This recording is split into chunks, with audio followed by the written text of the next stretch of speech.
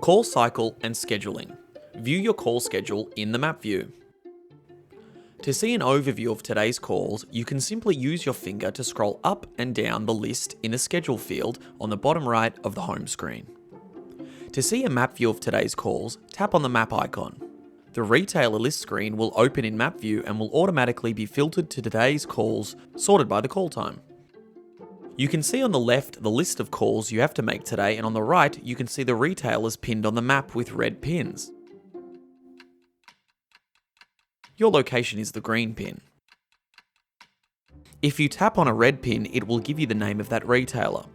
By tapping on the information icon on the end of the retailer's name, this will give you a list of actions you can perform, such as start an order, plan a new call, start an email, open the retailer's location in Apple or Google Maps for turn-by-turn navigation, as well as open the retailer details screen. You can also tap on the customers in the list and it'll zoom to the location on the map so you can check the efficiency of your schedule.